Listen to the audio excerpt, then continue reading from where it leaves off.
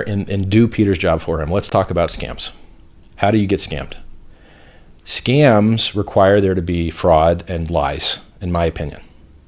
I believe deception needs to be involved for something to be a scam. Amazon dropped 95%, and now it's 50% of commerce in the United States on the internet.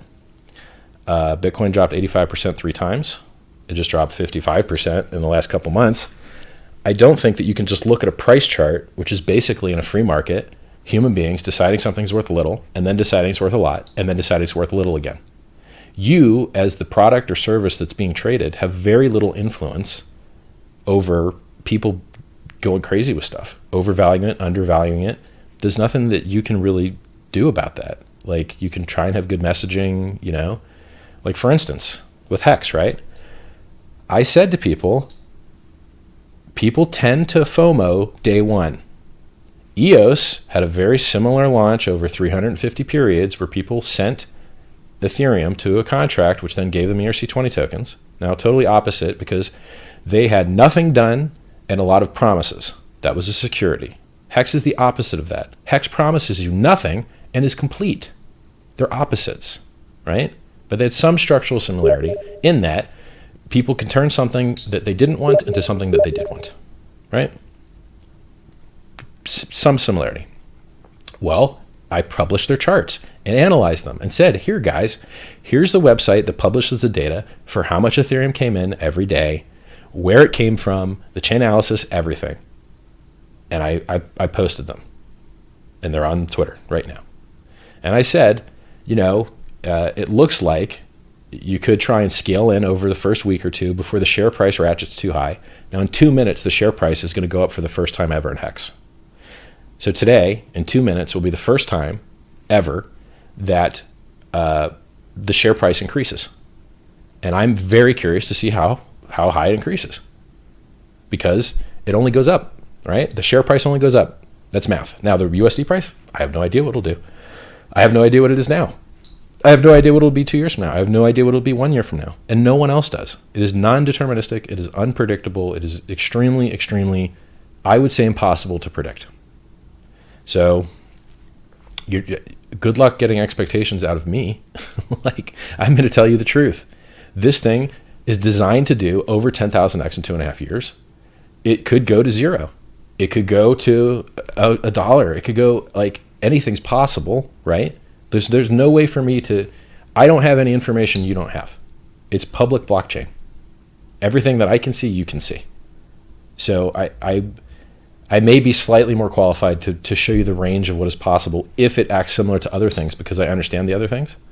You know, this does not sound like scam behavior to me. This sounds like honest behavior. You run software, you mint coins. That software mints you more coins if you stake longer, and it's all you. You're minting your coins for yourself. No one else can do it. There's no company, there's no entity that's giving you things. You are in a peer-to-peer network that you are a peer of. You decide which network rules you're going to run by, because you decide what contract you're going to run, and then that's it. It's a volunteer thing that's totally voluntary. No, like, and there's also no automatic. The code just sits there. If no one runs it and acts as the network, then it is just text. It's just text that just sits there. I mean, in theory, it's compiled text into bytecode, but you get the idea, right? The bytecode just decompiles into text. So it decompiles into source code, which is public and verified and auditable. And you can see it on etherscan.io and go to the contract address. It's just at the top of pumpamentals.com if you want a 10% bonus, or hex.win if you don't want a 10% bonus. You can see the contract address right there at the top. Everything is audited and viewable and open. And how can people be so angry about a voluntary association of people that want to build and be part of something greater? It blows my mind. It's crazy. So let's talk about scams, right? Man, it's I bet the price just moved up now. Let's talk about scams. I hate scams. I don't like scams. I think they're net negative for the whole world. How can we get rid of scams? I believe there's only 3 ways we can do it, and I believe 2 of them don't work. Here's how we can get rid of scams. 1, we throw a lot more money into not regulators, but enforcement, right? They're understaffed. The scams appear, steal a lot of money, and then disappear before they can respond, because it's slow for them to respond. First, they have to be able to detect them. Then they have to do information gathering and get injunctions, and then, get warrants, and then it's a whole lot of work, right? So I don't think that the enforcers are able to prevent scams from happening. I do think they're able to punish some people that have performed them, but I don't think that the numbers are on their side. It's just too easy to start scams and too easy to run them. And then, these guys only get caught after the fact, and then most of the money doesn't get got back. In some rare cases, some of the money will be gotten back, but most of it won't. And so that, to me, the first option of better enforcement, it doesn't seem like it works. It doesn't seem like it scales. I don't think it has worked. And even if you could get it to work in a couple good countries, well, that leaves the not good countries just screwed. They're just not able to have the better enforcement there, right? So what's your second option? Scream and yell and beg for people to be smarter and to stop getting scammed. People don't have a switch they can flip to just be smarter. They don't have one. And they don't believe what you're saying. So if you go to someone and you try and stop them from getting scammed, they won't even believe you. As a matter of fact, I've tried this, and I've tried to stop people from becoming scammed, and I think I actually did harm. I think that when you tell people not to do a thing, some percentage of those people that wasn't going to do it anyway because they never heard of it are now actually going to do it because you brought it to their attention to let them know not to do it. And they go to the site and they read it and they're like, man, this actually sounds good. That guy's stupid. So and even if you had the same ability to influence somebody to not get scammed that the person trying to scam them had, the scammers have a bigger budget because they're cash positive on onboarding new users. But you, as the anti-scam guy, you don't make any money by stopping people from getting scammed. So they've got money for marketing, you don't. They're going to reach more people, you're going to reach less. So even if you were more effective than them, they're going to beat you with scale. You're not able to stop this. These two things do not work, or they would have already worked, right? So what do? I'm smart, I'm innovative, I care, I'm creative. I come up with better ideas and I try to make them work. How do I think we can prevent scams? I think that you have to outcompete the scammers for the resources that they thrive on, just like a bacteria. If you want to get rid of a bad bacteria, you send in a good bacteria to outcompete it for food, and then it dies. That's it. There's other ways. You could use macrophages and white blood cells to do other things, right? There's a whole list of things that you can do, right? Like plants have antibacterial things they do. If that's where CRISPR comes from. It comes from bacteria. Anyway, so if you want to prevent people from getting scammed, I think something that can scale, I think something that can work and have a better effect than other things that we've seen, is a product or service that has a similar sales pitch but doesn't have the scam in it, right? So how do these scams operate? Hey guys, we're going to show you all these returns off of this fake thing that we're doing. And then it turns out we're not really doing that thing, and we're just robbing the new guys, right? That's how these scams operate. They promise you a lot of stuff, and they don't give you the stuff. Well, do cryptocurrencies tend to appreciate? Well, it looks like it, yeah. They also tend to depreciate at some point, but for some window of time, yes, they seem to appreciate quite a lot. And I mean quite a lot. Bitcoin's up 750,000x right now. More, really, but I'm just using a penny. It used to trade for less than a penny. So it's actually a higher number. And 2 years ago, it used to be 2 millionx when the price was 3 times higher, right? This is the reality. And Ethereum did better than that. And I could list you a coin that did better than Ethereum and is still doing amazing. I know these things that other people don't know, so I know what is possible. And I can tell you what is possible. Now, do I know what Hex is going to do? I have no idea. I have no idea how many people will claim. I know people have claimed. 116,000 Bitcoin, the last time I looked, has claimed their free Hex. Well, that's a lot of Bitcoin, right? What is it, like some large number of millions of dollars? Well, they claimed. Good for them, right? I know that we're the number 2 network on Ethereum, behind Tether. Wow, in 2 days. That's pretty good, right? I give you the measurements. You make your own decisions. So how do you get a sales pitch, a presentation, an idea of a peer-to-peer network in front of someone that will choose them to do that instead of getting scammed by somebody that's going to lie to them? You tell them the truth. Hey, look, and this is what they're already doing. BitConnect and OneCoin said that they were cryptocurrencies, but they were not really. They were centralized. Oh, well, that's a big difference. Because if it's centralized, someone could flip a switch and make everything go away. And that's what tended to happen. Well, if you have a truly distributed cryptocurrency with many, many, many parties participating, there's no switch to flip. And the other thing, I like people that call me a scammer.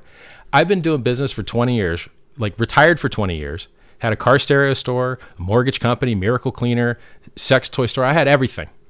Where's all the complaints? Where's the complaints about people that got screwed in anything I've ever done? Anything I've ever done in my entire life, everyone has got a fantastic deal. But I get still called a scammer. It's amazing. I'll just ask you. I read one thing about something about some lawsuit about Viagra. I wasn't going to bring it up, but I was one of the first people in the world to get sued for spam. I have nothing to hide. Okay. I was one of the first people, I guess, except where I live. And there's a lot of people that know, but they're just not on the internet. I was one of the first people in the world to get sued for spam. I was living in the back of my car stereo store warehouse at the age of 19. And I opened my door one day, and there's like a process server there. And she hands me a lawsuit for $500 in Seattle, Washington. I call my lawyer up. My lawyer says, yeah, it's small claims court. You can't have a lawyer represent you. You have to go in person. Oh, I got sued for $500 in small claims court, civil court in Seattle, Washington, and I can't have a lawyer defend me. So it cost me more than $500 to go there and defend myself. So I lose a default judgment for $500. And then people call me the biggest spam king in the world because I just happened to be one of the first people this ever happened to, because Seattle had just, or rather the state of Washington had just created that law. And this was the first guy to go and try and use it. It's hilarious to me. And then it's like, and by the way, since I'm such a spam king, where's all the hex spam, bro? Where's all the hex spam? I don't get it. A lot of donations from your hexies in my... Look, I'm not calling it that's spam. the opposite of spam. You're making money on it. You're not losing money on it.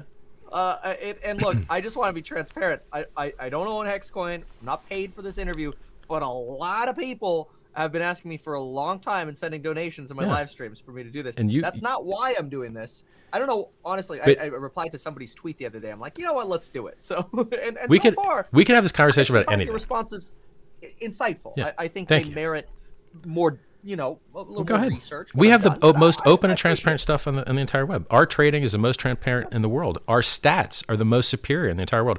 If you go to hex.vision, you can write your own stats queries because we abstracted all of the parameters of all the stuff you care about. Who referred who? How long are stakes? When are the stakes ending? Show me the chart of future stakes. Who paid fees? It's all in hex.vision. Yeah. How do you why should somebody invest in Hex versus, let's say, ADA or Solana, another layer 2? It depends on what meme you want to fall for.